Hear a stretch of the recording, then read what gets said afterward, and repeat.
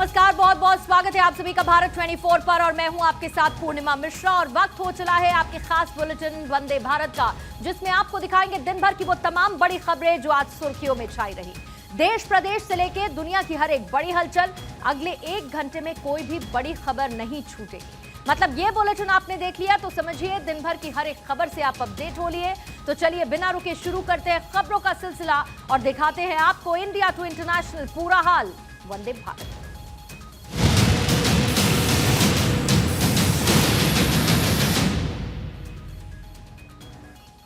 और सबसे पहले इस वक्त की एक बड़ी खबर आपको बता दें, आंध्र प्रदेश के विशाखापत्तनम पहुंचे हैं प्रधानमंत्री मोदी। तमिलनाडु से आंध्र प्रदेश पहुंचे हैं प्रधानमंत्री Modi. Eastern naval guest house जाने वाले हैं प्रधानमंत्री। एयरपोर्ट से इस वक्त प्रधानमंत्री मोदी का काफिला निकल चुका है और इसी काफिले की तस्वीरें इस वक्त आपके सामने हैं। प्रधानमंत्री मोदी इस वक्त रवाना हो चुके हैं, जहां पर ईस्टर्न नेवल गेस्ट हाउस जाएंगे। ये जो तस्वीरें इस वक्त आप देख रहे हैं, इस पूरे काफिले में लोग जबरदस्त स्वागत करते हुए प्रधानमंत्री मोदी का। तस्वीरें इस वक्त आपके सामने हैं और जब विशाखापत्तनम में मौजूद रहेंगे प्रधानमंत्री मोदी तो इस यात्रा के दौरान लगभग 3500 करोड़ रुपए की 3 परियोजनाओं का भी उद्घाटन करने वाले हैं। इसके साथ ही कल दिन भर भी प्रधानमंत्री के अनेकों कार्यक्रम शामिल हैं। इस पर और ज्यादा जानकारी के लिए हमारे संवाददाता प्रमोद राघवन इस वक्त हमारे साथ जुड़ चुके हैं। प्रमोद, विहंगम तस्वीरें इस वक्त नजर आ रही है प्रधानमंत्री मोदी के काफिले का, जैसे उनका इस वक्त स्वागत हो रहा है, लोगों में जबरदस्त उत्साह। निश्चित तौर पर पूर्णिमा, बिल्कुल जो तस्वीरें अपने आप में इस बात की गवाह हैं कि नरेंद्र मोदी जो पीएम है उनका स्वागत कितना शानदार तरीके से हो रहा है। मैं आपको बता दूं कि वो अपने निर्धारित समय से थोड़ा लेट पहुंचे थे विशाखापट्टनम, अभी थोड़ी देर पहले ही उतरे हैं और इस समय वो जो है ईस्टर्न नेवल गेस्ट हाउस के रास्ते में है। और अगर आप उनके काफिले की तस्वीरें देखेंगे, काफिला बहुत धीमे चल रहा है। जैसे ही नरेंद्र मोदी ने देखा कि किस तरीके से लोग उनके इंतजार में खड़े हैं, उनको निश्चित तौर पर उनके काफिले से जानकारी जरूर मिली होगी, क्योंकि शाम को 5 बजे से ये पूरे जो आम जनता है उनका इंतजार कर रही थी। और सबसे बात अगर आप देखेंगे कि फूलों से उनका स्वागत हो रहा है, ढोल नगाड़ों की आवाज आ रही है। ये एक अलग तरीके का स्वागत विशाखापट्टनम में देखने को मिला है और लोग कई घंटों से इंतजार करते हैं कि कब पीएम नरेंद्र मोदी पहुंचेंगे और कब उनका स्वागत होगा। और इस समय वो अपने रास्ते पर हैं। ईस्टर्न नेवल गेस्ट हाउस है, थोड़ी देर में वो ईस्टर्न नेवल गेस्ट हाउस में पहुंचेंगे, जहां पर वो रात्रि विश्राम करेंगे और कल सुबह 10 बजे से उनका जो विशाखापट्टनम का उनका जो पूरा कार्यक्रम है वो शुरू होगा, जिसमें हजारों करोड़ की योजनाओं को वो न केवल कुछ योजनाओं का उद्घाटन करेंगे और कुछ ऐसी नई योजना है जो देश को उस प्रोजेक्ट्स का वो उद्घाटन भी करेंगे और समर्पित भी करेंगे कुछ योजनाओं। बिल्कुल ठीक, उससे पहले लेकिन किस तरीके से प्रधानमंत्री का स्वागत हो रहा है, तस्वीरें आपके सामने हैं। बहुत बहुत शुक्रिया प्रमोद इस जानकारी के लिए। और ये काफिला प्रधानमंत्री मोदी का आगे बढ़ता हुआ गेस्ट हाउस का रुख करता हुआ, जिसके बीच में उनका स्वागत किया जा रहा है। कुल मिलाकर ये तो तय है कि प्रधानमंत्री नरेंद्र मोदी मिशन साउथ पर है, यानी कि दक्षिण भारत को प्रधानमंत्री ने 25,000 करोड़ रुपए की सौगात दी। प्रधानमंत्री मोदी ने यहां पर वंदे भारत एक्सप्रेस ट्रेन को हरी झंडी दिखाई और केम्पेगौड़ा एयरपोर्ट टर्मिनल का उद्घाटन भी किया। प्रधानमंत्री नरेंद्र मोदी 2 दिवसीय दक्षिण भारत के दौरे पर हैं। आज पीएम मोदी कर्नाटक के बेंगलुरु पहुंचे, जहां उन्होंने केम्पेगौड़ा इंटरनेशनल एयरपोर्ट के टर्मिनल 2 का उद्घाटन किया। ये टर्मिनल लगभग 5,000 करोड़ रुपए की लागत से तैयार किया गया है। पीएम मोदी ने बेंगलुरु रेलवे स्टेशन पर मैसूर चेन्नई वंदे भारत ट्रेन को हरी झंडी दिखाई। ये देश की 5वीं और दक्षिण भारत की पहली वंदे भारत ट्रेन है। वहीं पीएम ने भारत गौरव काशी दर्शन ट्रेन को भी हरी झंडी दिखाई। पीएम ने वंदे भारत ट्रेन को भारत की नई पहचान बताया। पूरी दुनिया में भारत की पहचान स्टार्टअप के लिए है और भारत की इस पहचान को सशक्त करने में बहुत बड़ी भूमिका हमारे बेंगलुरु की है। पीएम ने बेंगलुरु में स्टार्टअप का भी जिक्र किया और बताया कि भारत के इस पहचान को सशक्त करने में बेंगलुरु की बड़ी भूमिका है। स्टार्टअप सिर्फ एक कंपनी भर नहीं होता, स्टार्टअप एक जज्बा होता है, कुछ नया करने का जज्बा, कुछ हटकर के सोचने का जज्बा। स्टार्टअप एक विश्वास होता है हर उस चुनौती के समाधान का जो देश के सामने है। इसलिए बेंगलुरु एक स्टार्टअप स्पिरिट का प्रतिनिधित्व करता है। पीएम ने यह भी बताया है कि पूरी दुनिया में भारत के निवेश के लिए जो भरोसा बना है उसमें कर्नाटक को भी फायदा हो रहा है। प्रधानमंत्री मोदी ने बेंगलुरु के संस्थापक नाथ प्रभु केम्पेगौड़ा की 108 फीट की प्रतिमा का अनावरण किया। 98 टन ब्रॉन्ज और 120 टन स्टील से मिलकर बनी इस प्रतिमा को स्टैचू ऑफ प्रॉस्पेरिटी के नाम से जाना जाता है। इस प्रतिमा की सबसे खास बात यह है कि वर्ल्ड बुक ऑफ रिकॉर्ड्स द्वारा इसे किसी शहर के फाउंडर की पहली और सबसे ऊंची कांस्य प्रतिमा का खिताब भी दिया गया है। लेकिन इसके साथ ही आपको यह भी बताना जरूरी है कि प्रधानमंत्री मोदी जब बेंगलुरु पहुंचे, नाथ प्रभु केम्पेगौड़ा की 108 फीट की कांस्य प्रतिमा का अनावरण उनकी तरफ से किया गया है। और जब कभी भी बेंगलुरु के इतिहास को टटोला जाता है तब नाथ प्रभु के नाम का जिक्र जरूर होता है। उन्हीं के बारे में कुछ जानकारी इस वक्त आपके सामने है। नाथ प्रभु केम्पेगौड़ा विजयनगर साम्राज्य के शासक थे और उन्होंने 1537 में बेंगलुरु की स्थापना की थी। कन्नड़ भाषा में कई शिलालेख भी बनवाए गए थे। इसके साथ ही 15वीं शताब्दी में उनका परिवार तमिलनाडु के कांची से कर्नाटक आया और विजयनगर साम्राज्य का शासन संभाला। 1513 में केम्पेगौड़ा ने अपनी विरासत को संभाला। करीब 46 साल तक विजयनगर पर शासन किया। 1537 में उन्होंने बेंगलुरु जिले का निर्माण किया, जिसके बाद उन्होंने अपनी राजधानी भी बनाई। और इसी कार्यक्रम को लेकर आज प्रधानमंत्री मोदी की मौजूदगी मिशन साउथ के साथ जोड़कर देखी जा रही है। यानी कि प्रधानमंत्री मोदी जो लगातार लोगों के साथ जनसंवाद करते रहते हैं, कार्यकर्ताओं के बीच पीएम लगातार जाते रहते हैं, वहीं जब प्रधानमंत्री बेंगलुरु पहुंचे तो कार्यकर्ताओं को देख गाड़ी से कुछ इसी तरीके से नीचे उतर आए, जैसी तस्वीरें इस वक्त आपके सामने हैं। और जैसा आमतौर पर होता है जब प्रधानमंत्री कहीं पर जाते हैं तो अपने प्रोटोकॉल को ब्रेक करते हुए लोगों के बीच जाकर उनके साथ संवाद करना नहीं भूलते। दोनों ट्रेनों को हरी झंडी दिखाने के बाद जैसे ही पीएम क्रांतिवीर संगोली रायन्ना स्टेशन जा रहे थे तभी उन्होंने अपनी कार रुकवा दी।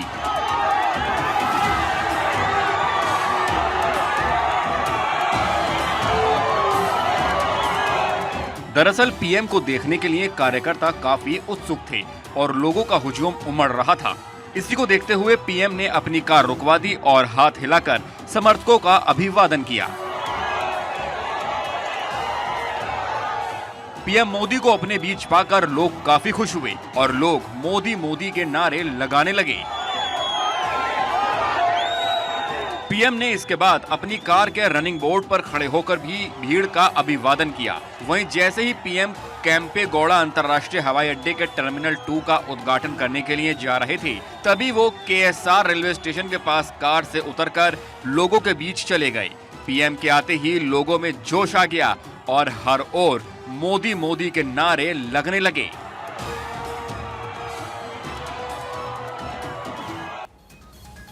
हिमाचल प्रदेश की 68 सीटों पर वोटिंग का काउंटडाउन शुरू हो चुका है। यानी कि कल सुबह 8 बजे से वोटिंग की शुरुआत हो जाएगी। शाम 5 बजे तक लोग अपने मताधिकार का इस्तेमाल कर पाएंगे, लेकिन वोटों की गिनती 8 दिसंबर को होगी और इसी दिन चुनावी नतीजे घोषित किए जाएंगे। लेकिन मतदान को लेकर निर्वाचन आयोग पूरी तरीके से तैयार है। चुनाव आयोग ने वोटिंग को लेकर तैयारियां पूरी कर ली है। देवभूमि में 12 नवंबर को वोटिंग। जारी रहेगा रिवाज या बनेगा इतिहास। पहाड़ी राज्य हिमाचल प्रदेश चुनाव की दहलीज पर खड़ा है।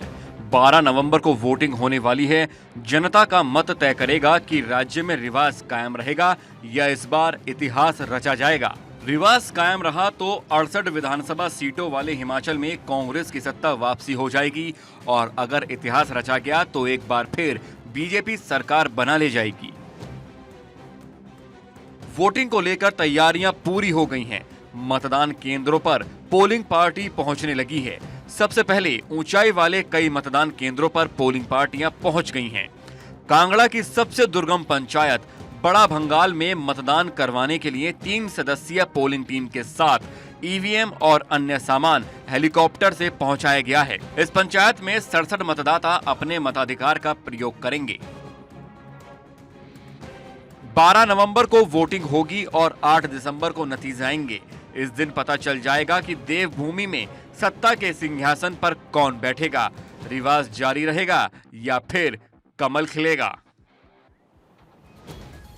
तो हिमाचल प्रदेश में कल होने वाली वोटिंग के लिए तमाम तैयारियां पूरी कर ली गई हैं। किसी तरीके की कोई अप्रिय घटना ना हो, इसके लिए सुरक्षा बलों को भी मुस्तैद कर दिया गया है।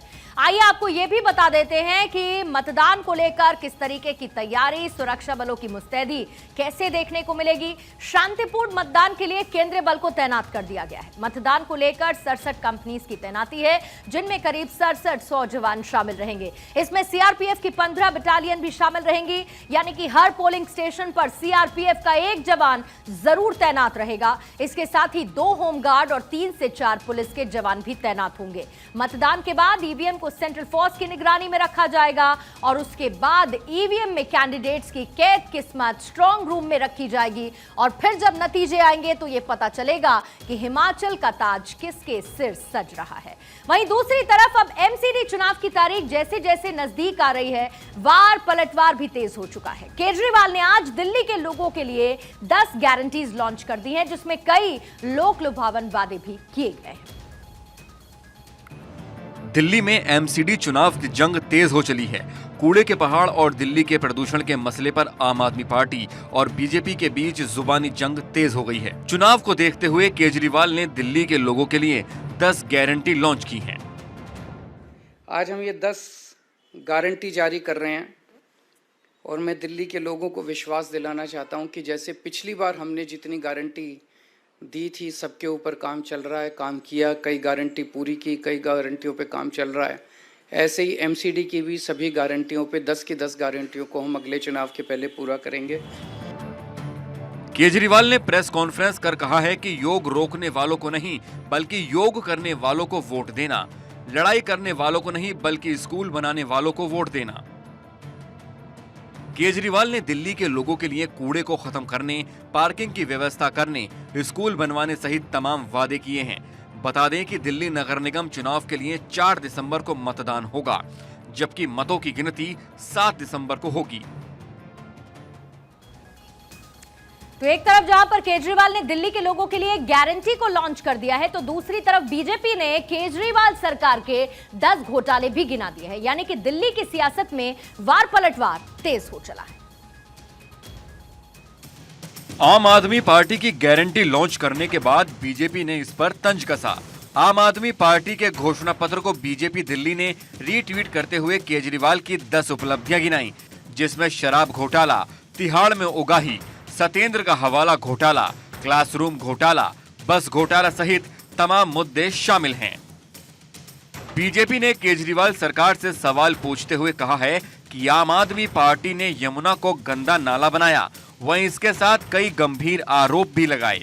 वहीं बीते रोज बीजेपी ने एमसीडी चुनाव के लिए कई घोषणा पत्र भी जारी किए। Manish Sisodia, accused number 1 in the Sharab Ghotala, is now behaving like a professional thief and a professional corrupt criminal. MCD चुनाव को लेकर बीजेपी और आम आदमी पार्टी में वॉर पलटवार तो हो ही गया है। देखना होगा कि इस बार दिल्ली की जनता एमसीडी की गद्दी पर किसे बैठाती है। तो अपने अपने दावे, अपनी अपनी बातें की जा रही है, लेकिन केजरीवाल की तरफ से जो 10 गारंटी दी गई हैं, उस पर बीजेपी ने केजरीवाल की 10 उपलब्धियां भी गिना दी हैं। तफसील से आपको बता देते हैं कि केजरीवाल ने क्या कहा है। देखिए, केजरीवाल की जो गारंटी है वो ये है कि कूड़े के पहाड़ खत्म और साफ दिल्ली, लेकिन जो तंज कसा गया है बीजेपी की तरफ से, उसमें शराब घोटाले का भी जिक्र किया गया है। दूसरी तरफ केजरीवाल ने यह कहा है कि वसूली बंद की जाएगी, लेकिन बीजेपी ने उस पर तंज कसते हुए तिहाड़ में उगाही का जिक्र कर दिया है। केजरीवाल ने कहा है कि पार्किंग समस्या खत्म होगी, तो बीजेपी ने सत्येंद्र के हवाला घोटाले को बाहर ला दिया। आम आदमी पार्टी ने कहा कि आवारा जानवरों का समाधान हम निकालेंगे, तो बीजेपी बोलती है कि क्लासरूम घोटाला क्या है। केजरीवाल ने कहा कि बेहतर सड़कें और गलियां मिलेंगी, तो बीजेपी कहती है बस घोटाला हुआ।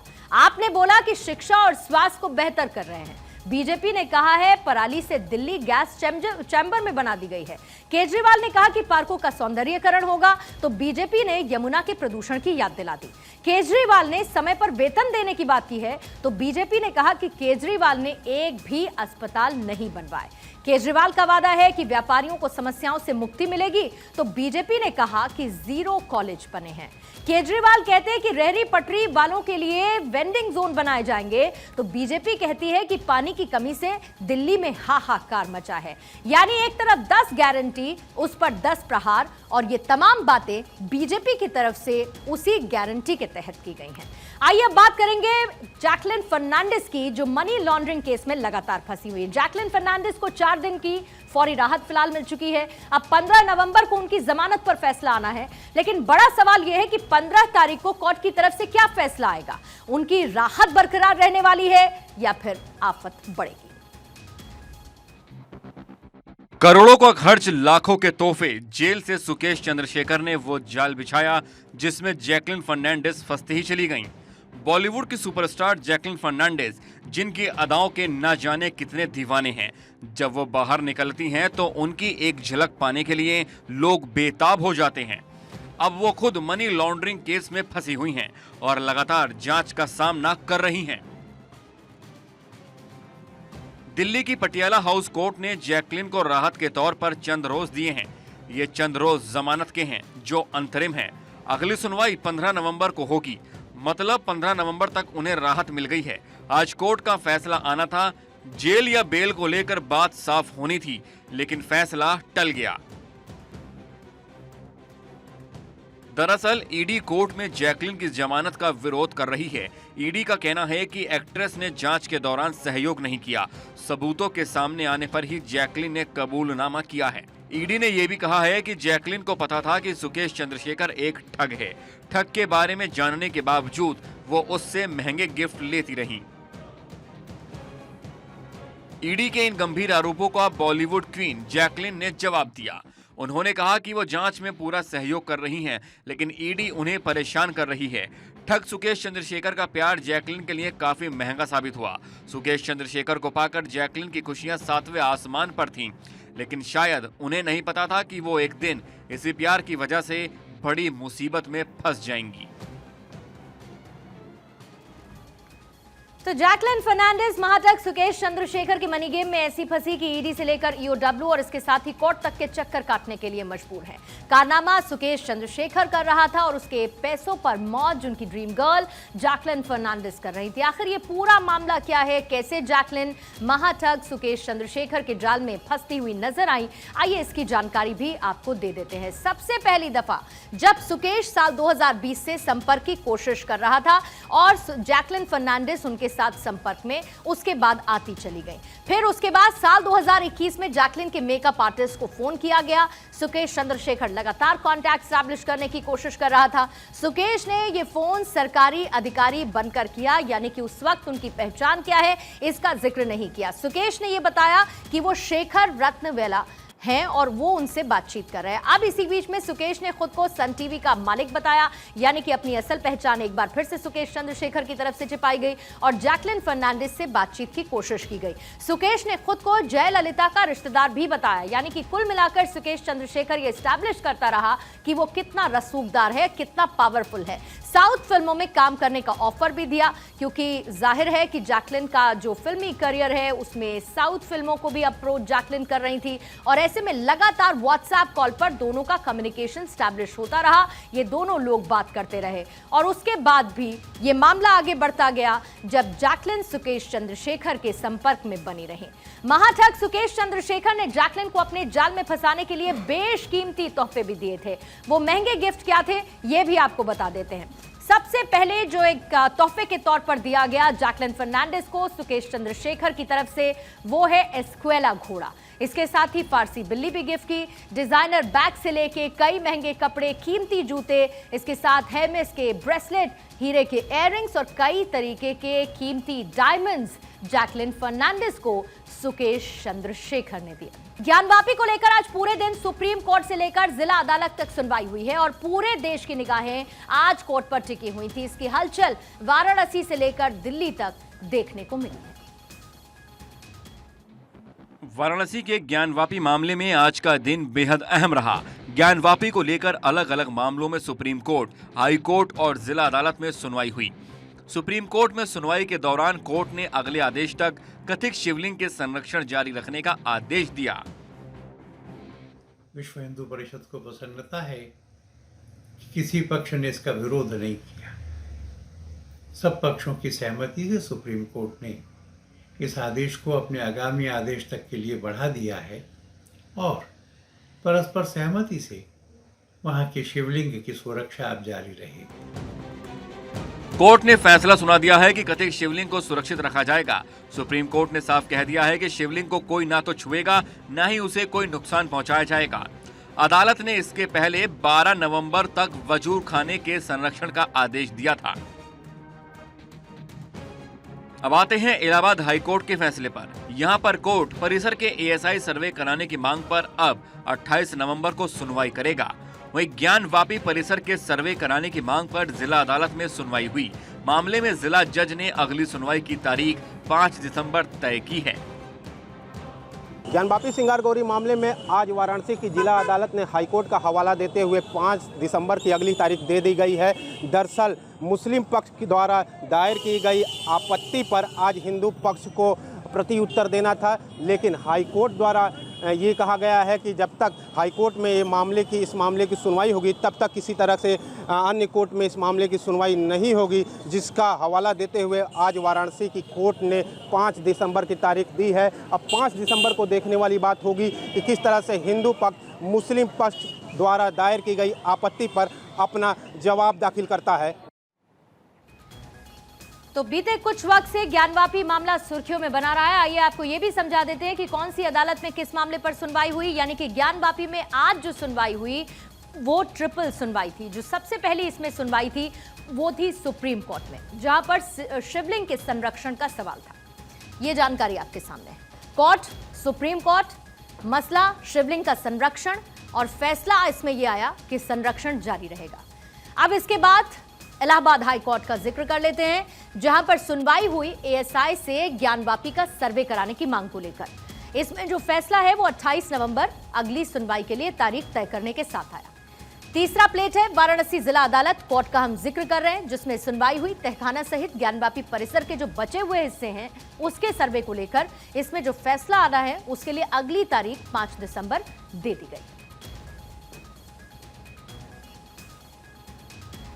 बिहार के भागलपुर में स्कूल में मिड डे मील खाने से 200 बच्चे बीमार हो गए। ये घटना ऐसी बाकी की घटनाओं से अलग है क्योंकि भागलपुर में जानबूझकर बच्चों को मौत के मुंह में धकेला गया। बच्चों ने खाने में छिपकली होने की शिकायत जरूर की, लेकिन टीचर ने डांटकर बच्चों को जबरदस्ती ये कहते हुए खाना खिलाया कि ये छिपकली नहीं बैगन है। बिहार के भागलपुर में बच्चों को छिपकली वाला खाना खिला दिया गया। बच्चों ने शिकायत की, लेकिन तब भी उनकी एक नहीं सुनी गई। लापरवाही का आलम यह है कि टीचर ने डांटकर बच्चों को जबरदस्ती खाना खिलाया।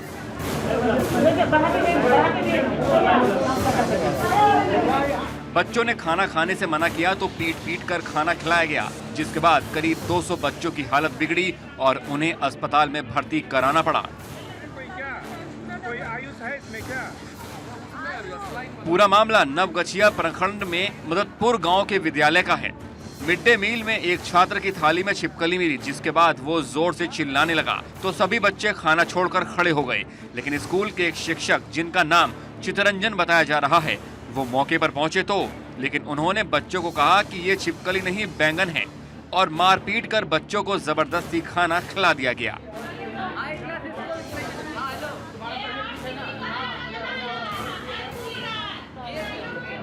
खाना खाने के बाद ही सभी बच्चों को उल्टियां होने लगी, जिसकी जानकारी मिलने के बाद परिजन स्कूल पहुंचे और बच्चों को अस्पताल लेकर गए, जहां सभी का इलाज किया गया। फिलहाल सभी बच्चे खतरे से बाहर बताए जा रहे हैं।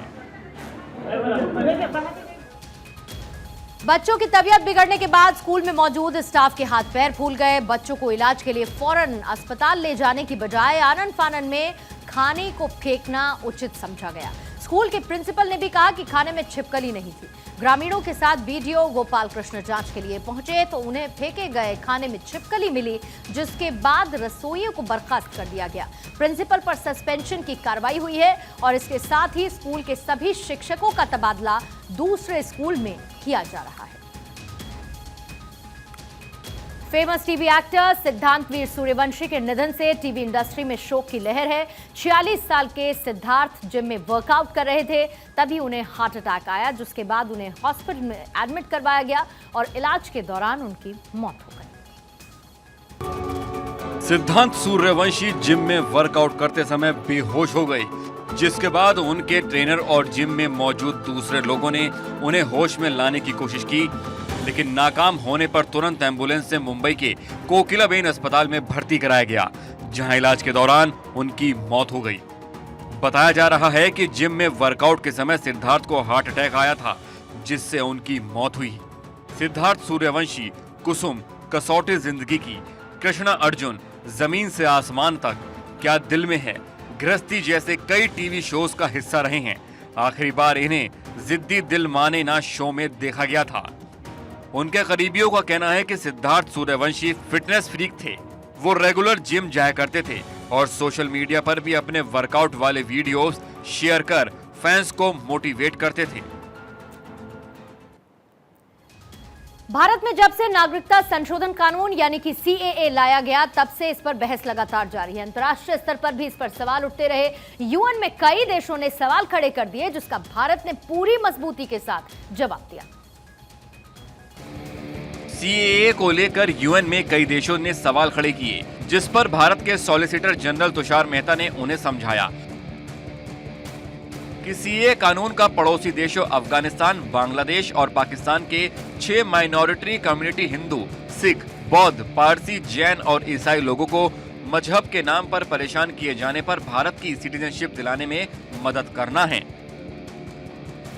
तुषार मेहता ने कहा है कि इससे किसी भी नागरिक की नागरिकता छिनती नहीं है, न ही किसी भी देश की भारतीय नागरिकता देने वाली प्रक्रिया में कोई बदलाव होता है।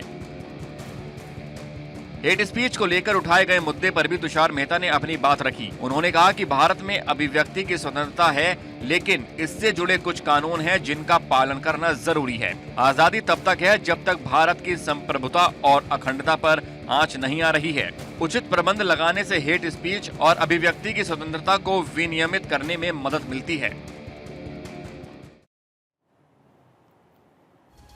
इधर बाली में अमेरिकी राष्ट्रपति जो बाइडेन चीन के राष्ट्रपति शी जिनपिंग से मुलाकात करेंगे और राष्ट्रपति बनने के बाद बाइडेन की जिनपिंग से पहली फेस टू फेस मुलाकात होगी। इससे पहले दोनों नेताओं की मुलाकात तब हुई थी जब बाइडेन उपराष्ट्रपति थे। अनुमान है कि इस मुलाकात का केंद्र बिंदु ताइवान रहने वाला है। बाली में G20 समिट के दौरान अमेरिकी राष्ट्रपति जो बाइडेन की चीन के राष्ट्रपति शी जिनपिंग से मुलाकात होगी। व्हाइट हाउस के मुताबिक दोनों नेता अमेरिका और चीन के बीच कम्युनिकेशन बनाए रखने और रिश्तों को गहरा करने के प्रयासों पर चर्चा करेंगे। इसके अलावा चर्चा का फोकस ताइवान के मुद्दे पर होगा। यह मुलाकात ऐसे समय में हो रही है जब दोनों देशों के रिश्तों में खटास है, जिसकी वजह चीन की ताइवान पर कब्जा करने की मंशा है। चीन वन चाइना पॉलिसी के तहत ताइवान को अपना हिस्सा मानता है, जबकि ताइवान खुद को एक स्वतंत्र देश की तरह देखता है। अमेरिका भी वन चाइना पॉलिसी को मानता है, लेकिन ताइवान पर चीन का कब्जा नहीं देख सकता। 10 नवंबर को एक प्रेस कॉन्फ्रेंस में बाइडेन ने साफ कर दिया है कि ताइवान मसले पर जिनपिंग से बात करेंगे और हल निकालने की कोशिश करेंगे। बाइडेन ने कहा है कि ताइवान पर अमेरिकी नीति में कोई बदलाव नहीं किया जाएगा। ऐसे में ये मुलाकात अमेरिका चीन रिश्ते के साथ ताइवान के भविष्य को लेकर भी काफी अहम है। दोनों नेताओं की मुलाकात के बाद देखने वाली बात ये होगी कि चीन ताइवान मुद्दे पर क्या रुख अपनाता है, क्योंकि एक बात तो जाहिर तौर पर कही जा रही है कि अगर चीन ने ताइवान पर हमला किया तो अमेरिका भी इसमें कूद जाएगा। अगर ऐसा हुआ तो इतिहास का सबसे विध्वंसक युद्ध साबित होगा। भारत में ट्विटर ब्लू टिक वाले यूजर्स को हर महीने 719 रुपए देने होंगे और इसको लेकर कई यूजर्स को एप्पल ऐप स्टोर पर पॉपअप भी मिले हैं। ट्विटर का ये सब्सक्रिप्शन प्लान अमेरिका से महंगा है, जिसको लेकर इंडियन यूजर्स ने हैरानी जताई है। भारत में ट्विटर के कुछ यूजर्स को ब्लू सब्सक्रिप्शन के लिए एप्पल ऐप स्टोर पर पॉपअप मिला, जिसमें मासिक कीमत 719 रुपए बताई गई है। हालांकि अभी भी कीमत आधिकारिक तौर पर सामने नहीं आई है, लेकिन पॉपअप मिलने के बाद माना जा रहा है कि भारत में ट्विटर का यही सब्सक्रिप्शन प्लान रहेगा, यानी इंडियंस यूजर्स से अमेरिका से ज्यादा चार्ज किया जाएगा, जिसको लेकर लोगों ने हैरानी जताई है। अमेरिका में ट्विटर ब्लू की कीमत $8 यानी 660 रुपए रखी गई है। एलन मस्क ने जब सब्सक्रिप्शन प्लान का ऐलान किया था तब उन्होंने कहा था कि अलग अलग देशों में उनकी परचेसिंग पॉपर के हिसाब से चार्जेस होंगे, जिसके बाद माना जा रहा था कि भारत में ये सर्विस 150 से 200 रुपए के बीच होगी। अगर एप्पल ऐप स्टोर के पॉपअप पर दिख रही कीमत की बात करें तो ये भारतीय यूजर्स की परचेसिंग पावर से काफी ज्यादा है। तो लोगों को मिले हुए पॉपअप के मुताबिक भारत में भी ट्विटर के ब्लू टिक वाले यूजर्स के लिए सब्सक्रिप्शन प्लान की जल्द ही आधिकारिक घोषणा हो सकती है। और एलॉन मस्क ने ट्विटर डील के फौरन बाद ये सब्सक्रिप्शन प्लान इंट्रोड्यूस कर दिया था, लेकिन इसके पीछे की वजह क्या है आपको ये भी समझा देते हैं। दरअसल ट्विटर का जो सब्सक्रिप्शन प्लान है उसे लाने की जरूरत क्यों पड़ी? कंपनी को हर दिन करीब 32 करोड़ का नुकसान हो रहा है और ऐसे में नए मॉडल से एलॉन मस्क रेवेन्यू बढ़ाना चाहते हैं। डील में खर्च $44 बिलियन की जल्द ही भरपाई करने की कोशिश में है एलॉन मस्क, और ट्विटर का जो कर्ज है उसे खत्म कर एडवर्टाइजर्स पर निर्भरता को खत्म करने का उनका लॉन्ग टर्म प्लान है। ये तो बात हो गई कि ट्विटर आखिर सब्सक्रिप्शन प्लान लेकर जो आया है, लेकिन भारत में अमेरिका से ज्यादा चार्ज को लेकर सवाल उठने लगे हैं और लोग अमेरिकी कंपनीज को कटघरे में खड़ा कर रहे हैं। ट्विटर भी भारतीय यूजर्स से अमेरिका से ज्यादा चार्ज लेने की तैयारी में है और ऐसे ही एप्पल के भी जो प्रोडक्ट्स हैं वो यूएस की तुलना में भारत में महंगे हैं। इधर बॉलीवुड के शहंशाह कहे जाने वाले अमिताभ बच्चन और उनके बेटे अभिषेक बच्चन सिद्धि विनायक मंदिर पहुंचे, जहां पर उन्होंने मंदिर में मत्था टेका, बप्पा का आशीर्वाद लिया। महानायक अमिताभ बच्चन और अभिषेक बच्चन बप्पा के दर्शन करने के लिए सिद्धि विनायक मंदिर पहुंचे। बॉलीवुड के बाप बेटे की जोड़ी का एक वीडियो भी सामने आया है, जिसमें अभिषेक बच्चन हाथ जोड़े खड़े हैं, वहीं अमिताभ अपना सिर झुकाकर भगवान का आशीर्वाद ले रहे हैं।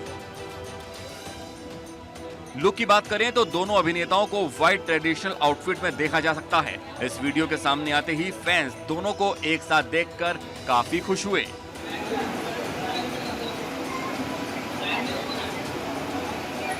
आपको बता दें कि मल्टी स्टारर फिल्म ऊंचाई सिनेमाघरों में रिलीज हो गई है। इस फिल्म में अमिताभ बच्चन, अनुपम खेर, बोमन ईरानी, नीना गुप्ता जैसे कलाकार एक साथ नजर आए। इतनी बड़ी स्टार कास्ट से सजी इस फिल्म से मेकर्स को काफी उम्मीदें हैं और कलाकार भी अपनी फिल्म का जमकर प्रमोशन कर रहे हैं। वहीं अब अमिताभ बच्चन अपनी फिल्म की सफलता की कामना के लिए सिद्धि विनायक मंदिर पहुंचे।